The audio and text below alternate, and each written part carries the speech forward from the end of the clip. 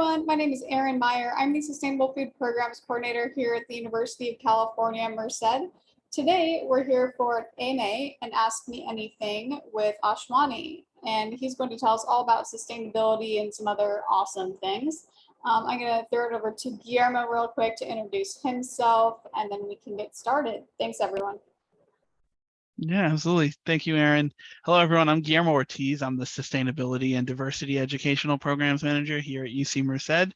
Aaron and I started this AMA series to get a broader perspective of all the wonderful people and work that's going on in the sustainability industry for various different components of that. So with that, I want to turn it over to Ashwani so he can provide an introduction to himself and his work. Thank you. Absolutely, Guillermo. Thank you. And thank you, Aaron, for having me. I really appreciate it. So hello, folks.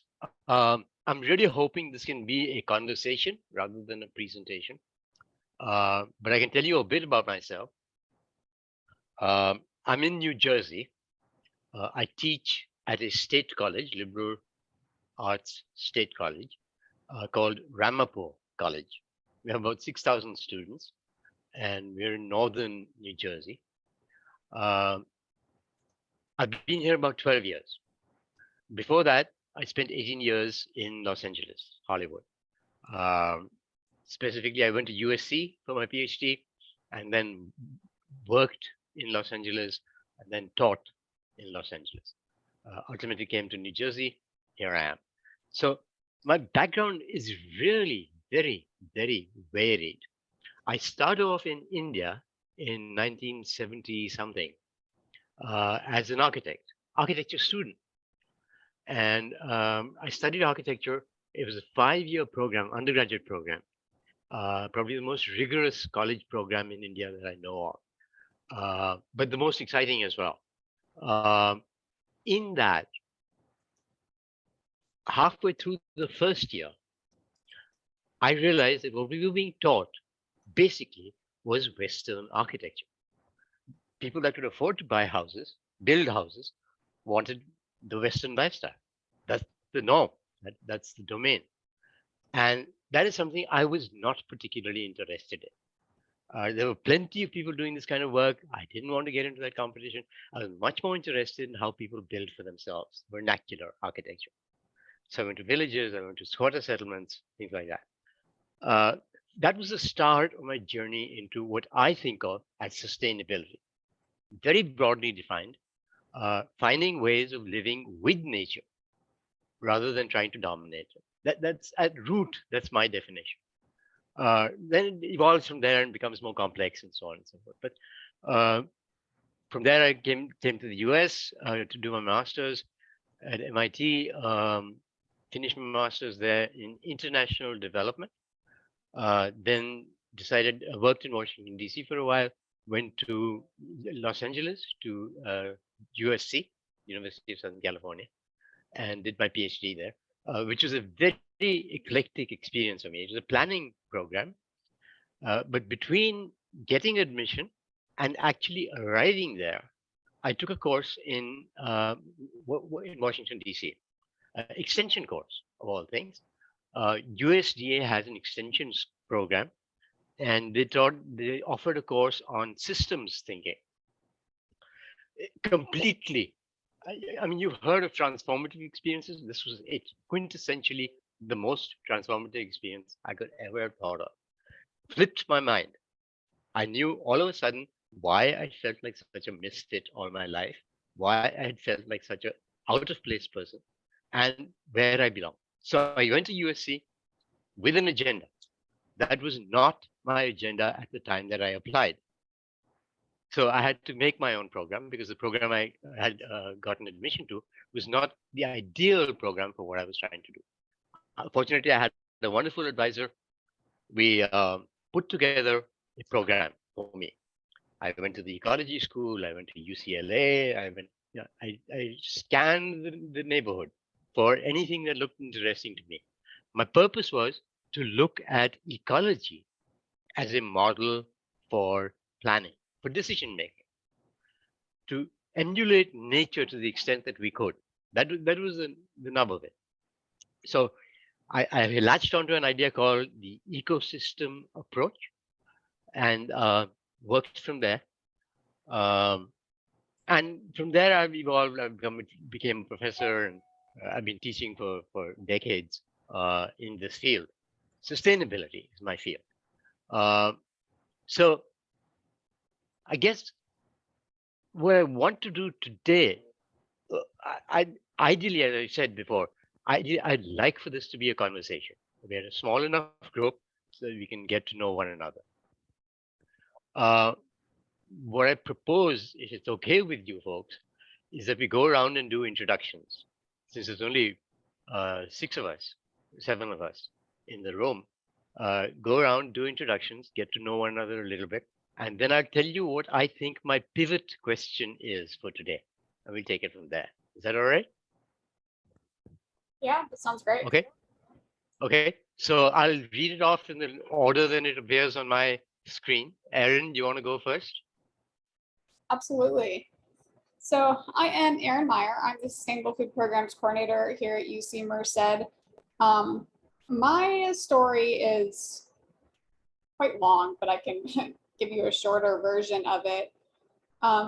I did my first bachelor's, I'm from Colorado, did my first bachelor's in science at the University of California, or I'm sorry, my University of California. I get the UCs mixed up sometimes. UC Denver. So Colorado University. And I studied biology in hopes of becoming a doctor, pediatrician, or something. I started looking into it more and realizing how much it costs and just focusing more on what it was that I want. And I realized I don't see myself in scrubs or anything. And so I did some soul searching and realized how much I like nutrition and health and running and fitness and food and stuff like that. And so I decided to get a second degree from Colorado State University up in Fort Collins, which is about 2 hours away from my home. For my first degree, I lived at home because I was so close to it. Denver is about 10 minutes or so from Golden, where I live. So I moved out, and it was the first time I was on my own. I was working full-time at 2 places, actually. I was working full-time at a Starbucks inside of a Target and also as an admin assistant. So I was working probably like 50 hours a week while doing my undergrad degree, my second undergrad degree, and also trying to volunteer, trying to do extracurriculars, and the like. So even though I was working a ton, I wasn't making good money. So I was food insecure, and I found myself going to local food banks. I was on food stamps and, all the rest of the stuff. And one of these jobs I was working at was in the Starbucks inside of a Target. And I, like, every night we would throw away all these perfectly good pastries and sandwiches and produce. And it was such a waste. And I couldn't understand why the managers would say, no, we can't give it away to XYZ, or no, you can't have it. And it made me upset. And then I started working on my master's degree in an online program through the University of Wisconsin-Stevens Point in sustainable and resilient food systems. And I started learning about how much food waste impacts the climate through the generation of methane. And I'm also a tree hugger, and I love the environment. And I decided I would make this like my life mission to combat these two wicked issues of food waste and food insecurity. So I started looking for jobs out on the West Coast because I don't like the cold. And I realized, like, why not go where most of the food is being produced, or a lot of the food is being produced? So I was thinking salad bowl and everything in America. So I found this job at UC Merced to be the crop lobster coordinator. Took that as a part-time role and was offered then a second part-time role at the Merced County Food Bank as I was finishing up my master's. Took that role, then I had 2 part-time jobs, one at UC Merced and one at the food bank. Eventually, long story short, it's been it's been transformed into one full-time career position at UC Merced under this name of Sustainable Food Programs Coordinator. And I coordinate a variety of food rescue and food waste programs, including the Bobcat Eats Food Waste Awareness and Prevention Program. Really long title, but basically it's just a food rescue program where we go around the county and pick up surplus food. I started a No Food Left Behind text service, which is a service where UC students, staff, and faculty can sign up for text on their phone to get texts about events that might have food left over. So for instance, a text went out this morning about an event tomorrow at 11, I think it's 11:15, saying that there might be food left over at XYZ location. And then I started a community fridge in our environment, and then also a pop-up people's pantry and some other fun stuff. So I am all things sustainable food, anti-food waste, and feeding hungry people, because we have plenty of food in this world. It's just not equitably or sustainably distributed. So that's me. Thank you. Wonderful. Wonderful. Grace, do you want to jump in now? Is that okay?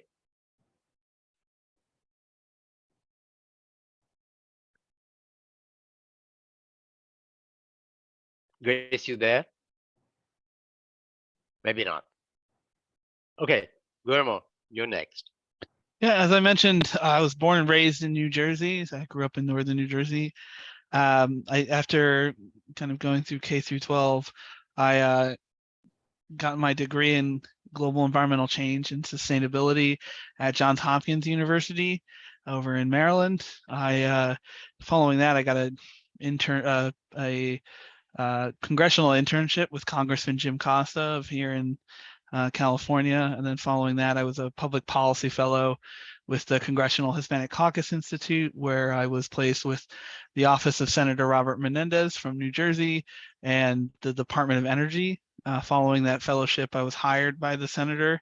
I was a legislative correspondent in his Washington, D.C. office, working on financial services and housing policy.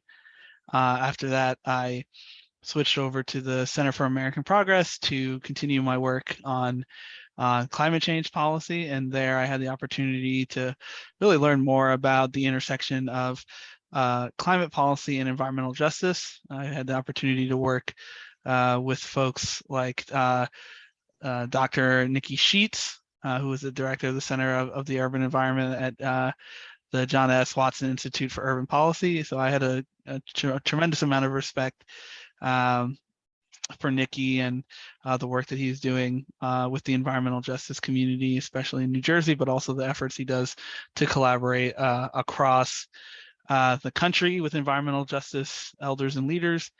And so with that, I've been doing a lot of work on federal policy and wanted to get more involved with actually creating and implementing programs. And one of the best places to do that was here in California. So there was a job opening here at the Office of Sustainability, working in that intersection of sustainability and environmental justice. And so I applied and moved over out here to the West. So I'm new to the West Coast, but learning to appreciate and love every part of it. And family is still both in New Jersey and in Virginia when I was over there. So I kind of at times feel I'm a little bi-coastal in that ways, but my focus is figuring out how to equitably address climate change solutions while dismantling some of the oppressive systems that led to that problem in the first place. Excellent, excellent. So Grace, I don't know if you're there, but we'll go to Paul first and come back to you, if that's all right. Paul, you want to go next? Hi, everybody. You got a room full. We got a group here. And I need to tell, we're going to have to leave in about 20 minutes, but I'm a professor at Westchester University of Pennsylvania, outside Philadelphia, not too far from Ramapo. This is a graduate class in our program in higher education policy and student affairs. And this is a course that students take called the Sustainable Campus. And so these are folks who are going to be higher ed, student affairs professionals. And so maybe something that you can address is, what's the special role perhaps of student affairs people in addressing sustainability challenges?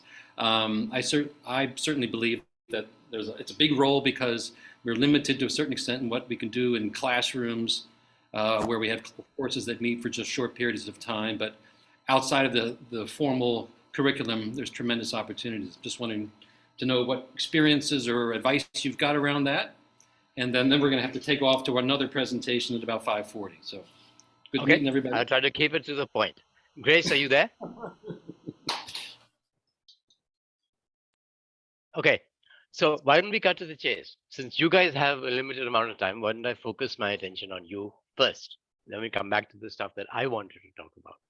So campus sustainability. I basically wear 4 equal hats.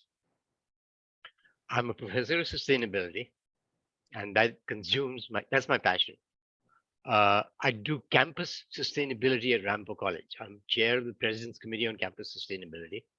And I've been working at this for a long time, before I came to New Jersey. I've learned a lot of lessons about doing campus sustainability. And what I was planning to do today was focus on another question that came to me, which is, what is the biggest misconception that students have about sustainability when they come to college? And that was going to be my fulcrum. I'll come back to that in a few minutes. What I want to say is that as long as you treat sustainability in a holistic, systems-oriented way, the opportunities for campus sustainability are huge. You can really transform the way in which your college operates by doing these kinds of things. If you do a Google search for Ramapo Green, you'll come to the brand for Ramapo College for sustainability, and you can poke around there. It's not a particularly well done site, but the information there is pretty intensive. We started in 1972, I think, as we had a school of environmental studies at that time. Over the years, it atrophied. We had a whole bunch of people teaching there that were cutting edge at that time. We had our own renewable energy center. Over the years, with Ronald Reagan and other forces working on society, that whole structure sort of crumbled and went away. And now we're starting from scratch. So I'm having to rebuild a lot of the preconceptions, rebuild over the preconceptions that people have today about sustainability. Biggest amongst them is this idea. When I tell people I do sustainability, I get 2 reactions. Environmental. Or worse, recycling. Both these things are important. Absolutely, categorically, no question about it. They're imperative, but they're grossly insufficient to what we actually need to be doing. So the third hat that I wear is connecting sustainability as a curriculum to every major and program at the college that I possibly can. They're all connectable. There's not a single major at Ramapo College that can't in some way be meaningfully allied to sustainability. Once you take that kind of approach to sustainability, campus sustainability suddenly becomes a campus-wide initiative rather than something that facilities does or sustainability officers do. Everybody can get involved. Students, faculty, staff, everybody has a role to play. And you can do a really rich, layered program on that basis. So I could go on this, but since we have a class in the room, could I give you guys the floor? Do you have any questions that you'd like to ask? Any questions? Well, I'll throw in the one. Just the assignment for next week is about addressing the relative value of sort of individual behavior changes versus collective action. And there are folks like Derek Jensen who sort of poo-poo the the individual behavior change, because obviously the biggest impacts are collective, they're systems. But certainly there must be some role for encouraging people in their own personal lives and professional lives to change their behaviors. So how do we sort out the collective action versus individual behavior seeming dichotomy? Thank you. Perfect point. Perfect entry point. So here's the thing. We have, and we're all familiar with this. Those of us that have done this kind of work have come across the idea that the Western worldview is very, very binary. This or that, true or false, yes or no, right?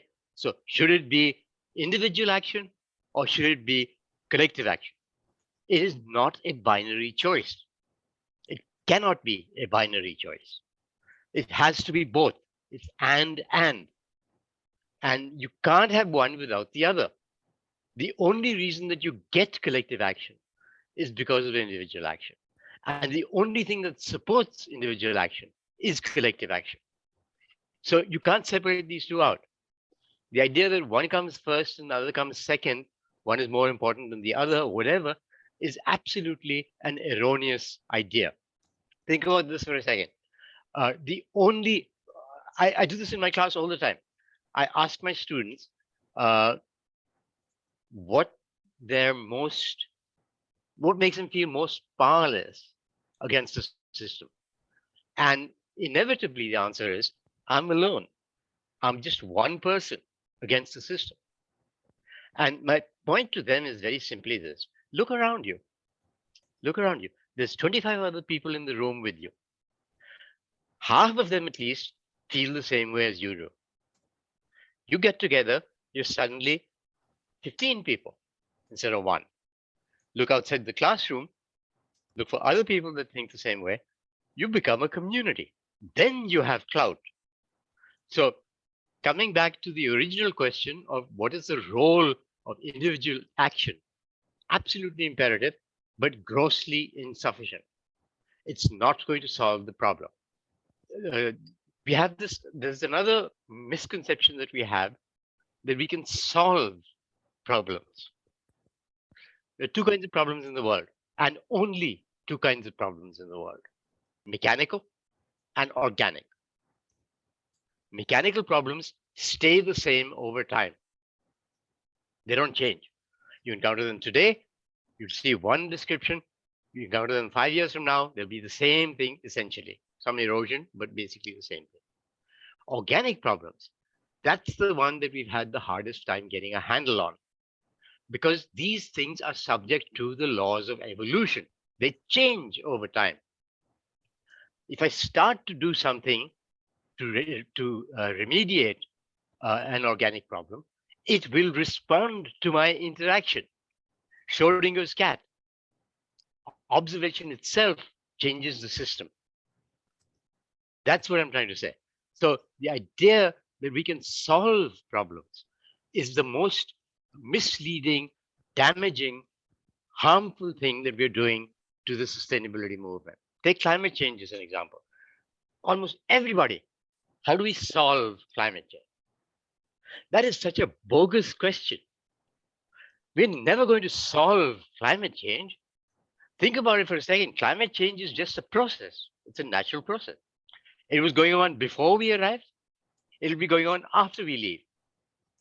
It's a process. When we say climate change, what we're talking about is the anthropogenic forces that have changed the rate at which climate change happens. That's the problem, that we're changing the rate at which carbon dioxide is being pumped into the atmosphere from below ground. And we can get into a whole discussion about that, but that's neither here nor there. The point I'm trying to make to you is the idea that we can solve climate change. So my work comes out of habitat conservation planning. I wanted to look at how ecologists dealt with sliding problems, problems that change over time, where there's not one depiction of the problem. There's one reality, but no one way to define that reality. different people with different purposes and different perspectives in the same reality will see different things. That's the thing we're talking about when you say wicked problems. Okay? You can't singularize the problem. If you can't singularize the problem, how are you going to solve it? If it's moving all the time, how do you set up a plan to reach it? Project management. We do this always with project management. You set up a goal, you do an assessment of your resources, you do an assessment of your obstacles, you plot an optimal path to your goal, start plodding along, occasionally check to make sure you're still on track, but basically you plow on through. This doesn't work with organic problems. It can't work with organic problems because these problems move over time. So the only way to deal with these, and ecologists have showed us the way of doing this, is something called adaptive management. I was at a presentation the other day about uncertainty. And people were talking about knowables and unknowables and all the rest of this. What they're not recognizing is there are some things that cannot be known ever. They're beyond our ken. They will only reveal themselves when we get there. That's when they'll show themselves. You can't plan for them. You have to engage the world as it is. If you take that perspective into account just for a second and recognize that the way in which we approach problem solving is what's getting in the way of us making effective action. If we can't solve climate change, we can make a difference. We can modify, we can impact, we can tweak, we can shift. It's never going to go away. We don't need it to go away. We just need it to not get worse and hopefully get better. That's adaptive management. You take that approach to everything that you approach in sustainability that has to do with people and society. You can't go wrong. You try to solve it, you will crunch into a wall head first. Does that make sense?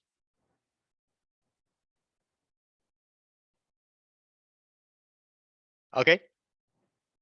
Did they give you guys a good exit line? Exit. Perfect. Thank you, Ashwani. Very helpful. Thank you, folks, for coming. I really appreciate it. All right. Take care, man. Yeah. We'll see you in New Jersey. Good luck. Come visit with us. Shoot me an email. I'm easily available. Sustainability@ramapocollege.edu. Come to me. Go get him.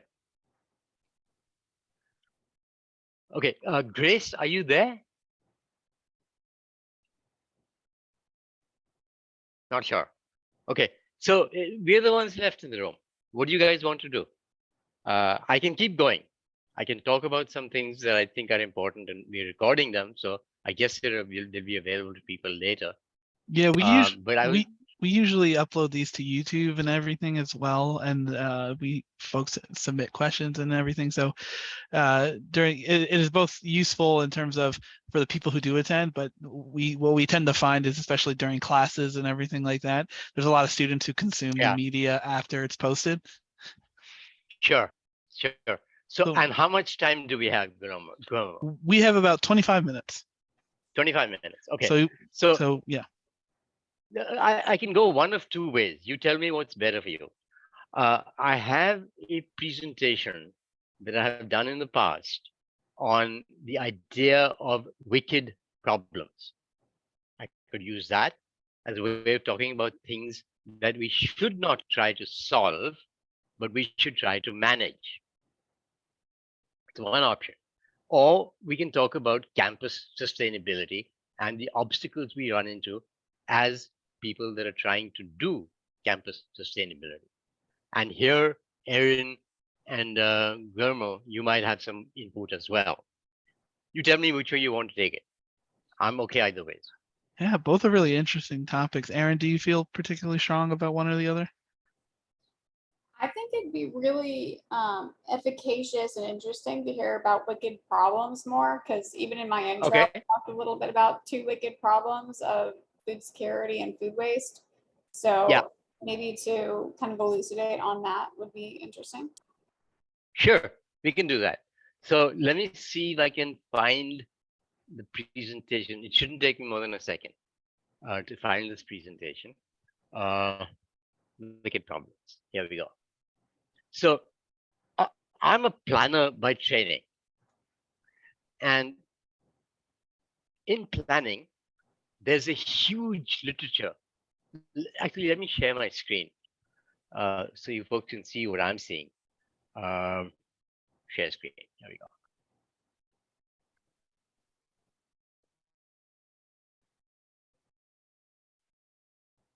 Perfect. Okay. Looks good. All right. So in 1972, two planners at Berkeley, Riddle and Weber, Horst Riddle and Mel Weber, professor at Berkeley, wrote a paper called Dilemmas in a General Theory of Planning. The nub of their argument was the confounder at that time for planning was, why can planning not be more like a science?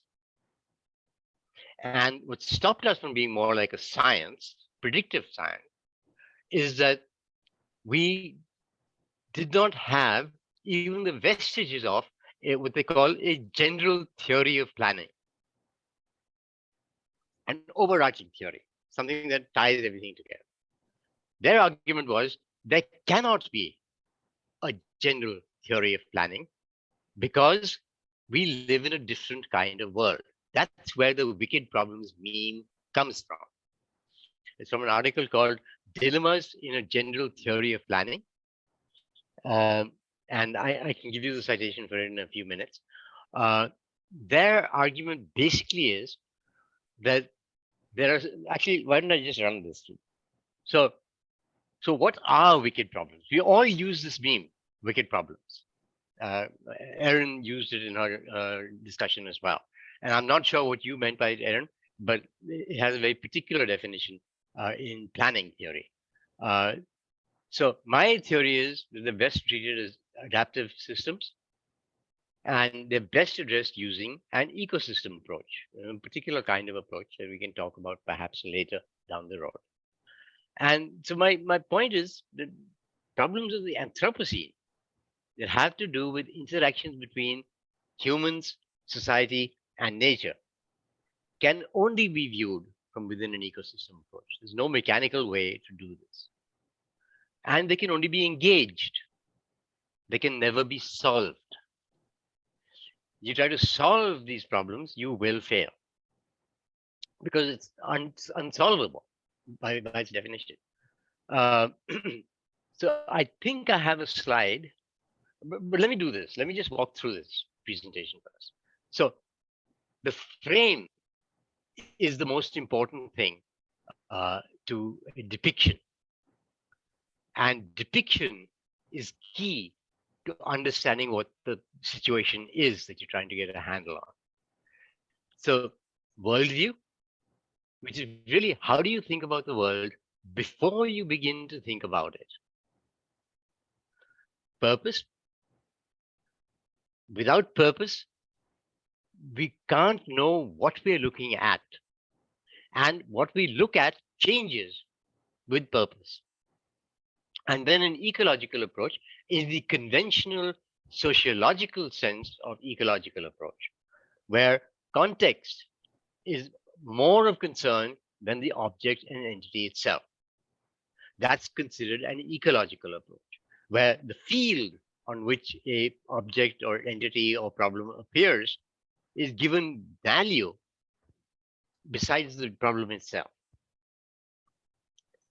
So I'm going to jump through this one because this is all old stuff for you folks, triple bottom line and all the rest of that. This is what I wanted to talk about. This is Dilemmas in a General Theory of Planning from 1973. And they have a bunch of rules they've come up with. I'll pull out a few that seem to be useful to me. The first is every wicked problem is unique. Every instance of every wicked problem is unique. The same problem encountered at different times and points of view will have different realities. Wicked problems can always be explained in more than one way. There is always more than one way to describe it, depending on your purpose, perspective, and scale. There's no definitive formulation of a wicked problem. There's no way you can say, this is my wicked problem. There's no one depiction. If you encounter a problem of that sort, you're dealing with a wicked problem. There's no stopping rule. There's no point at which you can say, aha, I've solved this problem. I can walk away from it. There's no such stopping rule. There's no innumerable set of solutions. You can't say there's 5 options that we can come out with and we have to pick from these or synthesize across these or whatever. There's an innumerable set of solutions. And when you do have a proposed solution, there's no singular test for that solution. You have no way of telling whether that solution will actually do what you think it's going to do until you do it. So these are some of the problems that I was interested in: climate disruption, extinctions, biodiversity loss, pollution, human population growth, and resource consumption. These are all classic wicked problem scenarios. So depiction matters. And the reason I say this, I'm going to skip through this stuff because this is technical. And I don't think it's particularly interesting.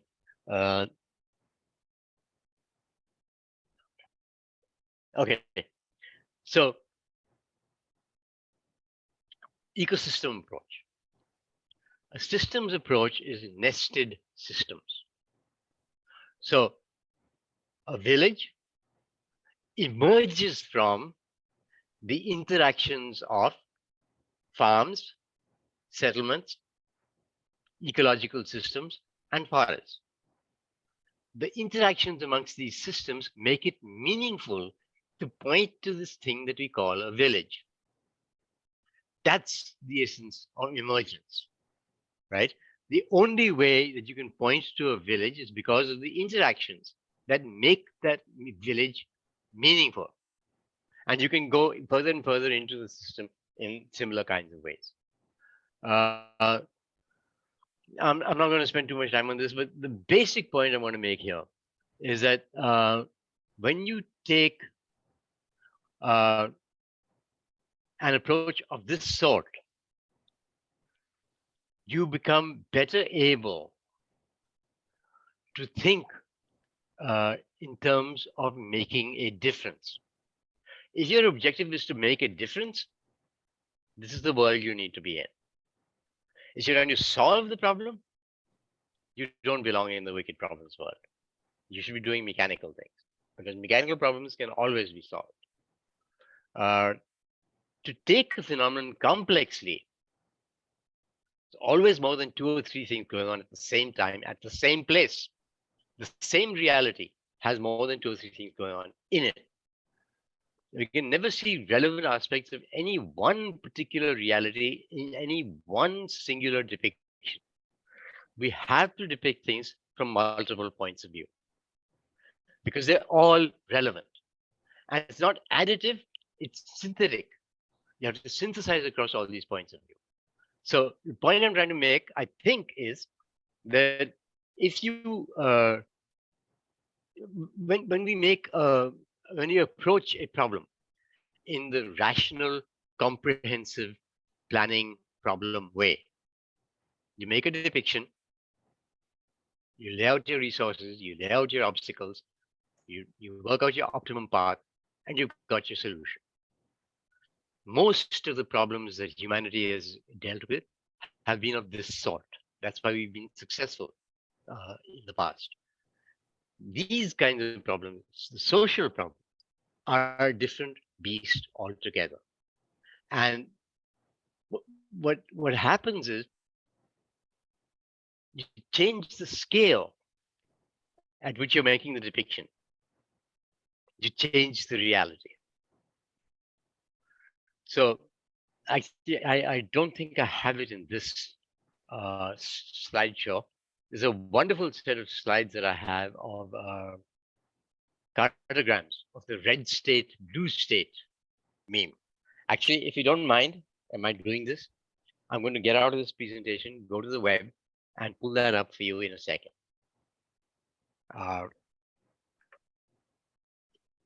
Give me a second.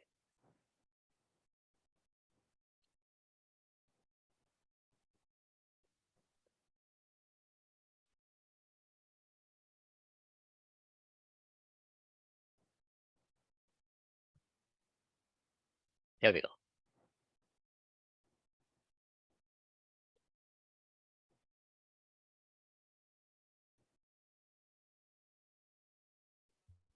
I think this is it. So this is the map they show you on television when they're talking about presidential elections. Red state, blue state. This image has some meanings embedded in it. A bunch of physicists, two physicists, got together and said, this is not a good depiction of reality because it doesn't take into account the population density in each of these states. And so things that appear to be small are actually huge in terms of the number of people. Things that appear to be huge are actually small in terms of number of people. So they said, if you take these election results and you begin to parse them, you get very different kinds of results.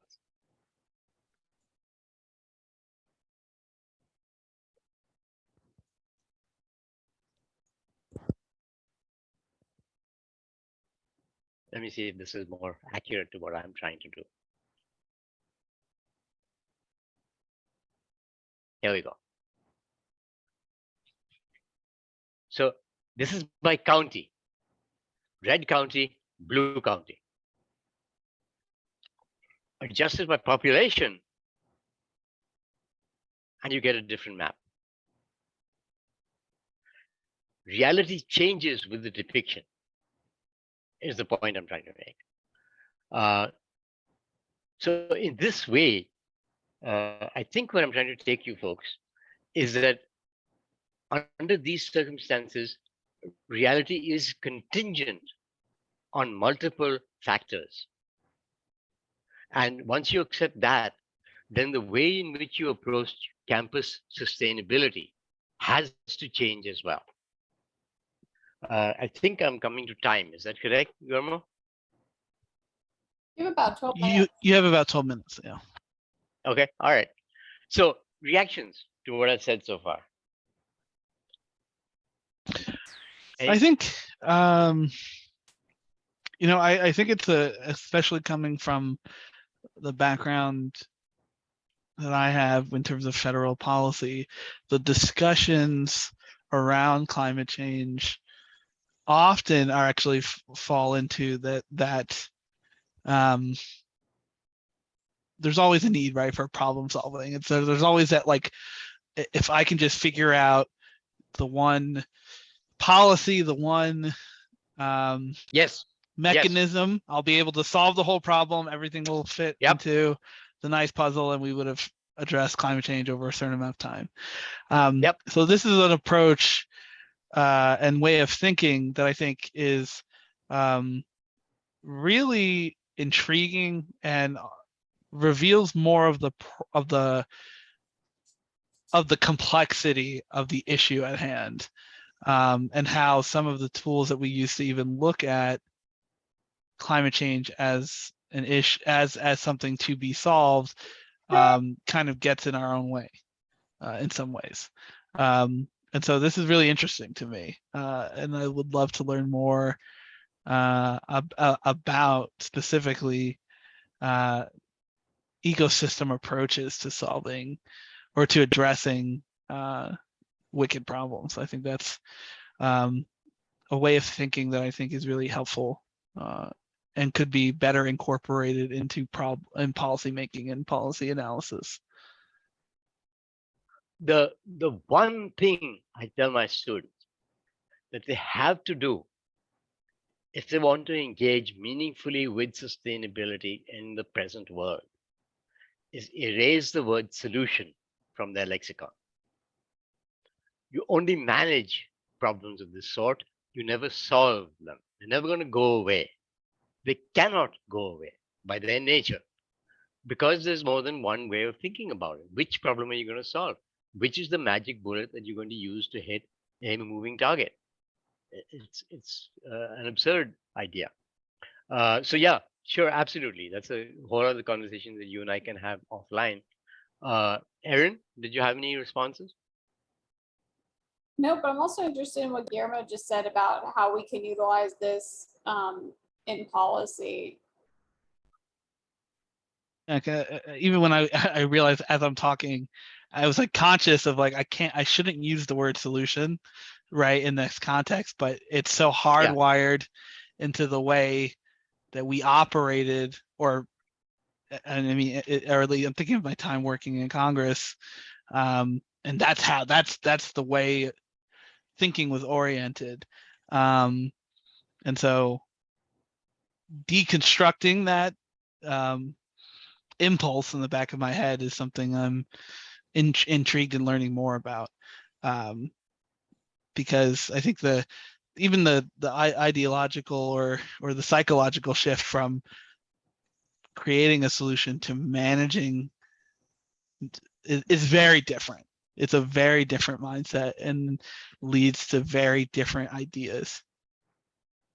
Approaches. Yes. Approaches. Yeah. Approaches. No, absolutely. Yeah, I agree with you. Okay. So there were a couple of other questions. Let me see if I can go there. Aaron had sent me an email. Oh, the ones from the chat. Yeah, I was actually just going to bring those up and mention them as well. Yeah. One of the questions was, what is the most common misconception you see with new students entering higher education regarding sustainability? So some of that we've talked about already, but I'll reiterate this because it's really important.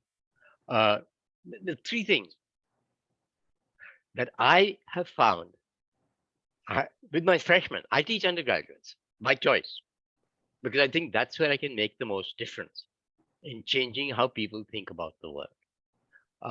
So I teach undergraduates, and what I found is three factors that they come into college with. The first is this idea of sustainability is environmental.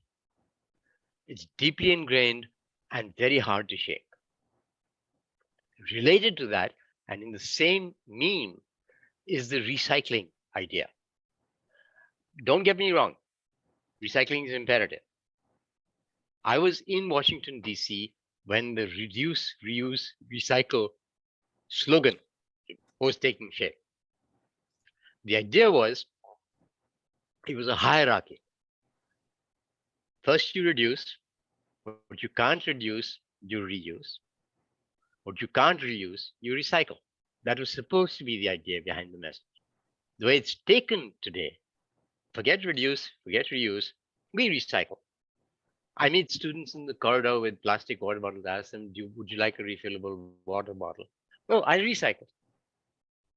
That becomes the default setting and a cop out. Because if you really think about it, 9% of all plastic water bottles actually get recycled.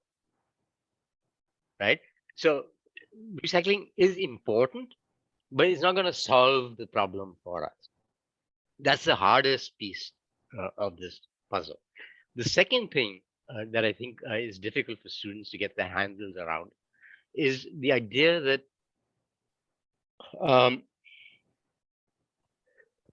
when you're, I get my students to write papers. I don't give them exams. I make them do research into a topic using scholarly literature, and then based on the research that they do, write a paper. That's the second hardest thing that I have to do, is break them from the idea, the essay model. Come up with an idea, find a hook, Go find solutions, sources to support that, write your paper. That's how essays are written. And what I'm trying to get them to do is say, forget all that. Forget what you already know. Yes, it's important. I do want to know what you think, but that's not the point of this exercise. Forget what you already know. Instead, do research. Ask questions about the topic that you're interested in. See what kind of information you can surface using that technique. On that basis, if that is your universe of data, what argument can you make on the topic that you're interested in? That flip is a very hard thing for them to do. And I think probably the third piece of this is probably the idea that it relates to the first one. It really does. The idea of a magic bullet. The idea of a magic bullet. If only we did this, everything would be okay. It doesn't work that way. So if I can do those things, I think I've done something to make a difference to how we think.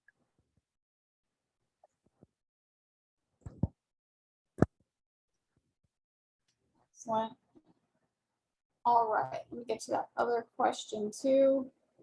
I guess that was mostly it, because one was what special role might student affairs professionals play in campus sustainability? And then there was another one who had a thought that said they're interested in integrating sustainability into the curriculum at the college 2-year level and in trades and tech, etc. So I don't know if you had anything last to add about integrating it into the curriculum. Sure, on both those points.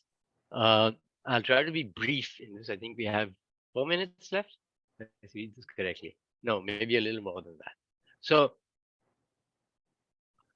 in terms of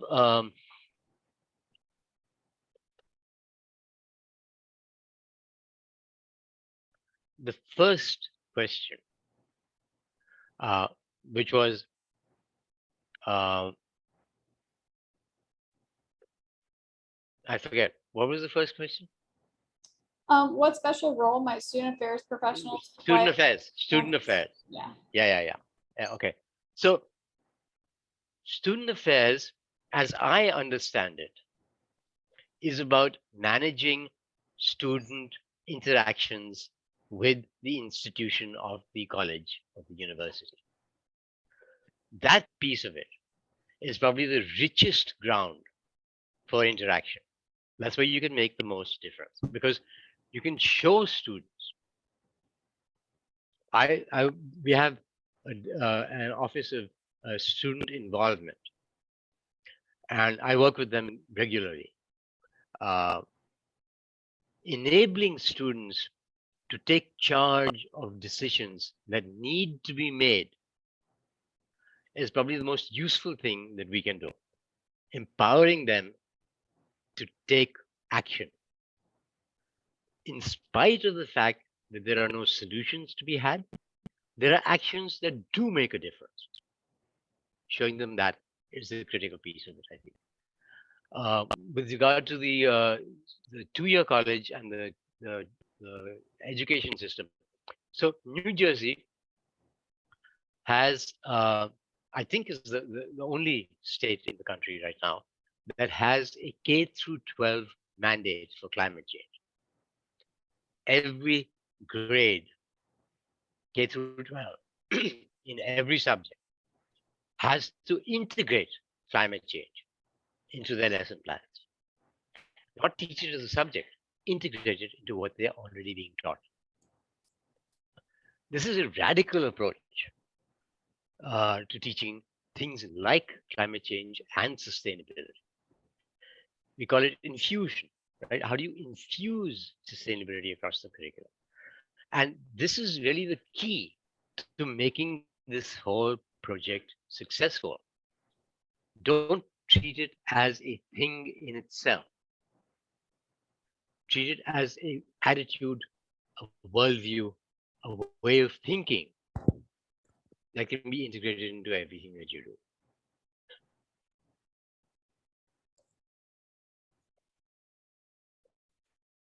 I love that. I did not know about that mandate. That's so interesting. I'm glad that they're doing that. I'll have to look into that more. All right. So, No, yeah. Go ahead. Go ahead. Final thoughts? Go ahead. No, I'm good. Okay, cool. Yeah, I just wanted to be respectful of everyone's time. So since it is 3 o'clock here, thank you so much for your time. This is wonderful, really educational and encouraging. I believe you said earlier it would be okay if folks emailed you if they had other questions. Without hesitation. Okay, Anytime. perfect. And I'm easy to find. Search for my name. My email will be the only one that pops up. Or send an email to sustainability@ramapo.edu. It'll come to me. Excellent. Absolutely. Next time I'm in New Jersey or in my hometown, I'll stop by and say hi. You must. You Yes, must. absolutely. And Because if you're it's here. when you come to California or you're in LA, just let me know. I have a family there too, so I'd be happy to Excellent. meet up. Excellent. Great. Thank you much for attending. Yeah, Take thank care, you. folks. So I'm still curious about Grace. Grace, are you there? Maybe not. Okay. All right. All right. Bye, everyone. Thank you. Ashwani, I was Take here care, the folks. whole time. I was muted and I was talking and I didn't realize you didn't hear me. Oh, I am so I'm sorry. so I heard sorry. everything. No. I apologize. We are more sorry than you are because your input would have been so precious. well, thank you I'll for we'll have- attending. I'll send my question by email. Oh, great. Thank Please you. do that. Okay. Bye bye.